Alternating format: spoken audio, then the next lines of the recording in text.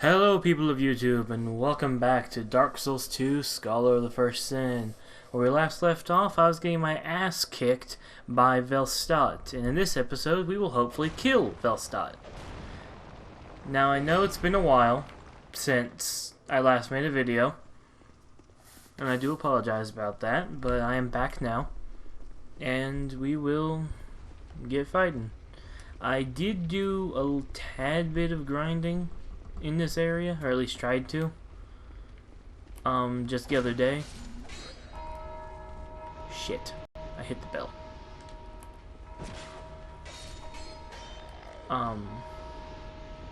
But so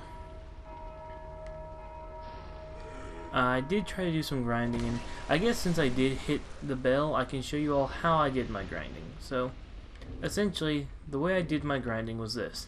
I went back to Majula and killed the armor merchant. Yeah, I know it sounds cruel, but it's a very useful thing to kill him since he doesn't sell too much good armor aside from boss armor. But he wears the entire Seldora set and will drop it upon death. The cool thing about this armor set is that each part of it, the head, legs, chest, everything, the whole armor set increases soul drops. So while I'm wearing this armor, as you see, I get over 1,000 souls for that one kill. But if I switch back to my normal armor set that I was wearing and kill one of these guys, let me draw one of their attentions. These guys are actually really easy to kill. Though I recommend killing the 3 undead first so that they don't keep spawning these guys by hitting that bell. Because hitting that bell is how you cause them to spawn. So, and there I only got 900, so it's a slight increase, but it's enough that it can make a difference when you're grinding for thousands of souls. And you can respawn these guys infinitely, so there's no limit to how many times they can spawn and be killed. So, I also did a bit of research into Velstadt, and I actually killed the Sun Warrior people, the Cyan Knights up here, enough times that they stopped respawning. So now, we have Agdane, and I did a little bit of research just a few moments ago. And apparently Velstadt has a lot of dark resistance. So, I'm going with magic weapon rather than dark weapon, like I have in the past. And with this, we now get to face Velstadt. Shit, I did not know he could kick. I'm dead. At least Agdane's finally getting into the fight. I keep forgetting he's got those huge wide swings that hit you both on the back swing and on the front swing.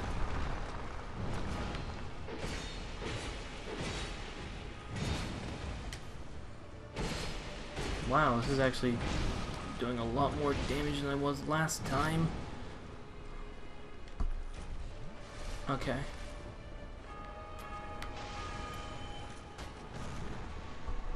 I looked up, and apparently Velstadt can be poisoned.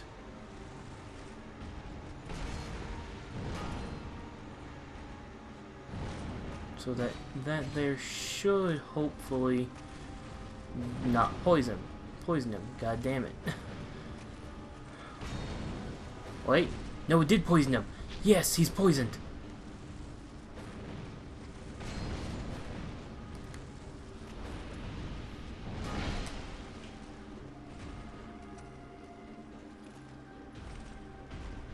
Unfortunately, the poison's already worn off and I'm out of toxic mist.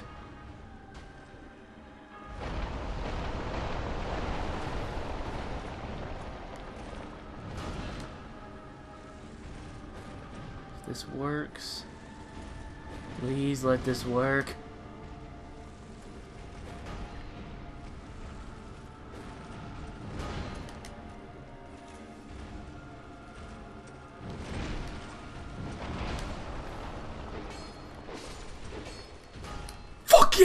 He's dead!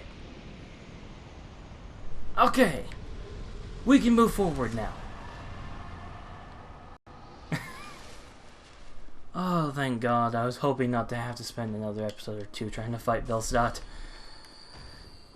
God, did that poison do a number on him, though. Okay. Well, we're back here. Well, I say back here, but we're here. This is King Vendrick. He is an optional boss that I am not going to fight. And Emerald Herald appears out of nowhere. Where were you when I could have used your help, This bitch? ring is the symbol of the king. Use it to gain passage through the king's gate and venture to the far east. Bearer of the curse. If you are to be the next monarch, then one day you will walk those grounds without really knowing why. Yeah. All I'm hearing is Velstadt's dead and we can move forward. So, yay. Now I do want to clarify something real quick. When it comes to this series, I do not intend to do the additional areas like I had originally planned. Areas like Shulva and all the DLC areas for Dark Souls 2. I originally intended to do those in this series, but have since decided to go against that because of the fact that next month is Dark Souls 3. And when Dark Souls 3 comes out, I want to be able to do a blind playthrough of the game. But I don't want to have Dark Souls 3 and Dark Souls 2 going at the same time. So what I intend to do is, at least for the moment, I plan to quickly hurry up through this game. Get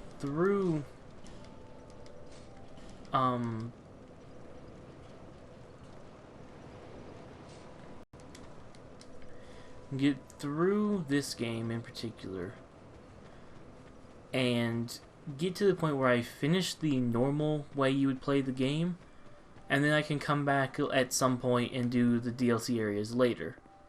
And as you can tell, see, guy's gone, guy's dead. I killed him. He's no more. So my intention is to focus on just clearing the normal game.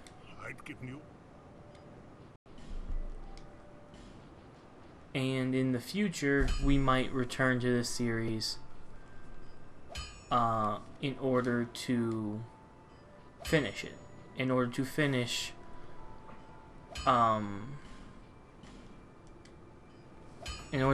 this game off.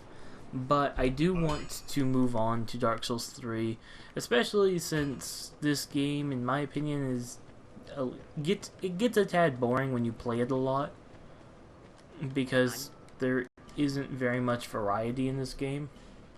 That is one downside about Dark Souls 2, and I'm pretty sure I've mentioned it before. But Dark Souls 2 just isn't... It's not as expansive or as interesting of a world as Dark Souls 1 or other games within the series. I need to go back here to the Shaded Woods. And I feel that Dark Souls 3, from what I've seen of gameplay and of the beta and stuff, I believe Dark Souls 3 is going to be probably the best game in the series. And I'd love to play through it blind. Because when I say I've seen gameplay, I've seen like the tutorial zone in the first area because of the beta footage and VodiVidya already having Dark Souls 3 content on his channel. But I've only watched the first episode of Vodi's content. I'm purposely not watching the rest of it so I can be blind for Dark Souls 3, and I forgot about this guy. Just random ogre dude. Don't like the ogre dude. He's annoying. But anyway, so yeah. So I do intend to finish this game soon, and then move on to Dark Souls 3 when it comes out next month. So hopefully we can be done with this game by then. It shouldn't take us too much longer. There's only 3 required bosses left before we've actually finished this game. So, and this is one thing I've always hated about Dark Souls 2. You have the ring, but you have to actually equip the ring for the door to open. I've always thought that was stupid. I think there's just having the key should be enough to open the goddamn door. I shouldn't have to wear the ring. It just seems pointless to me to put on a ring that has no effect just to open the door. I know it's been a long time coming, but we are about to speak with an old friend for the last time.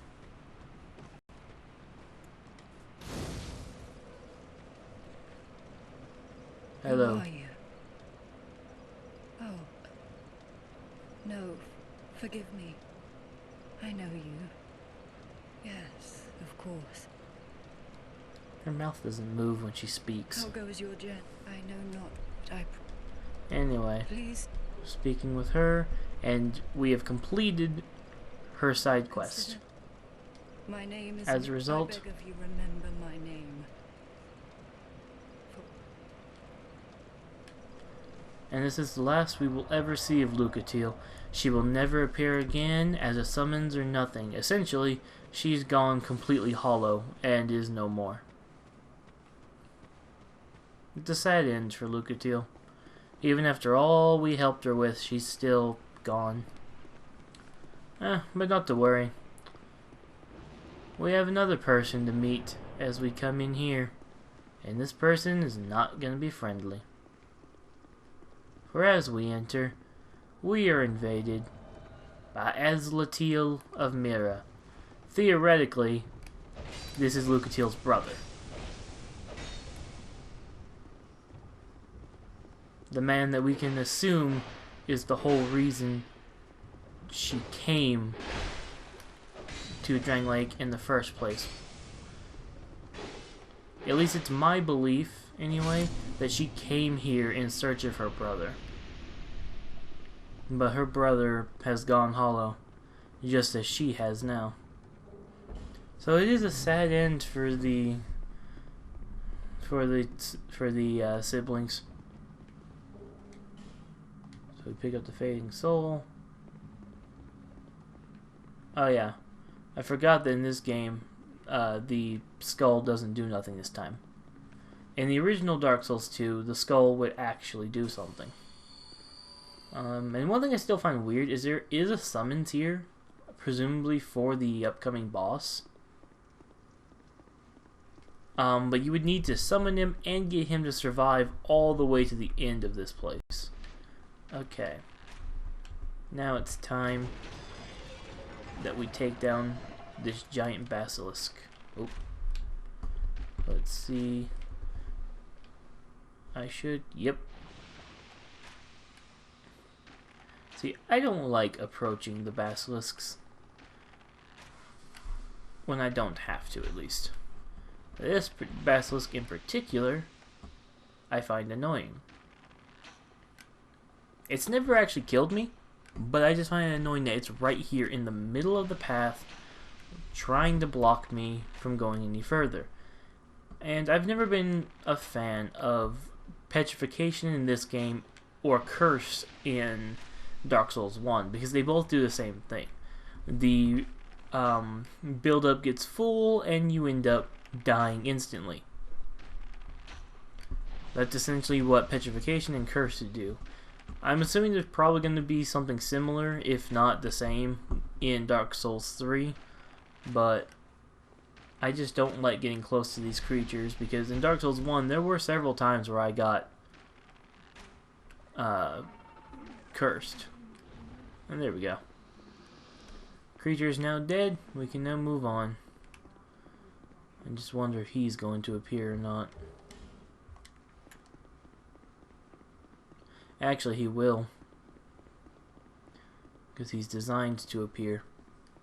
all throughout this place. But that's if you like the torches. And the he I am talking about is I am talking about Forlorn. For those of you who don't know, the idea behind Forlorn is that he was one of Aldia's experiments, since we are in Aldia's keep right now. Aldia being the brother of King Vendrick.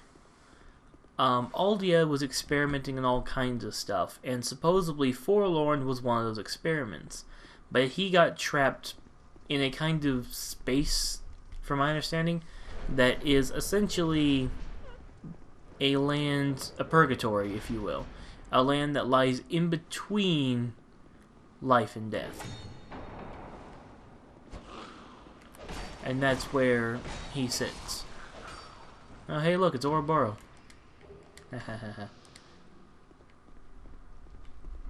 No, but, the idea is that with Forlorn, he got trapped in between,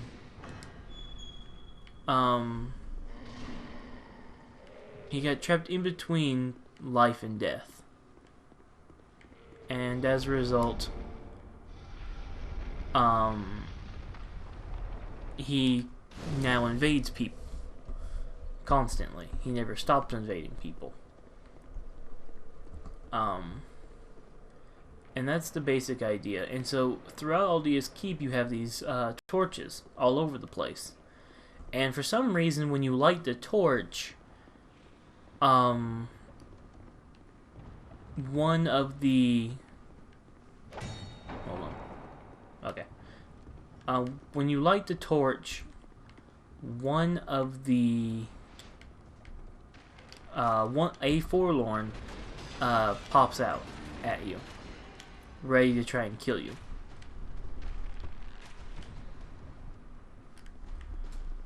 Okay.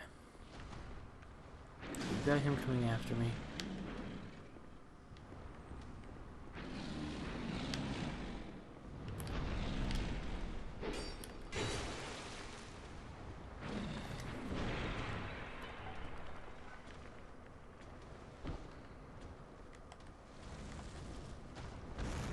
Ha. I've learned since fighting the Cyan Knights in the Undead Crypt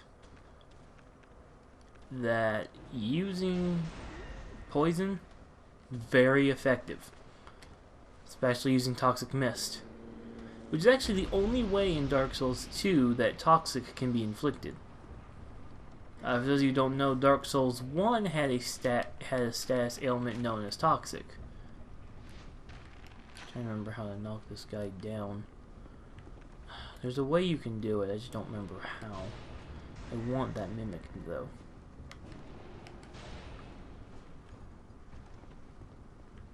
I can't get him down, I don't remember how. There's a way you can knock that mimic down, and that mimic, when you kill it, it drops a very nice item.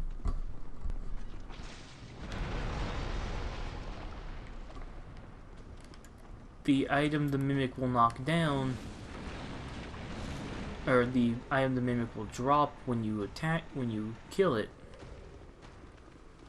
is it will actually drop. Oh shit, he freed one of the basilisks. Fuck. I need to go find some cover from the giant ogre. The basilisk should chase me and I can kill it over here.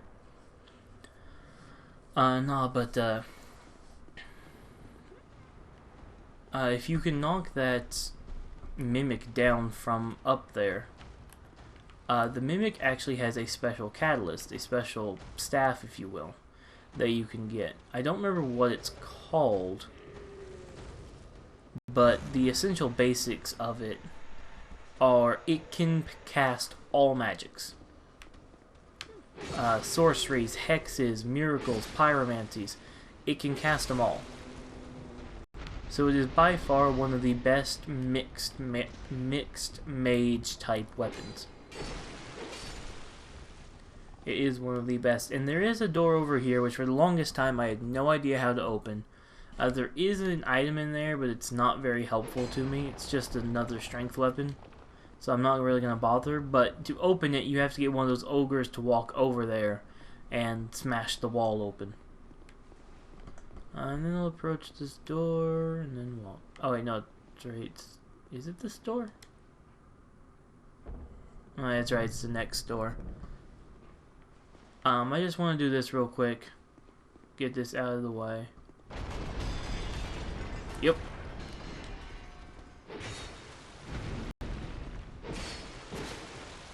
And just like always, let him try to sit on you. Smack him. Try to sit. Smack, smack. Try to sit. Smack, smack. Tries to sit. Smack, smack. Tries to sit. Smack, smack, smack. And he's dead. Okay. And this is where we are going to end this particular episode. Just before this boss, which I have no idea how well I'm going to do against this boss, but I hope to see you all when I attempt it. So thank you all for watching, and I hope to see you all in the next video. So long.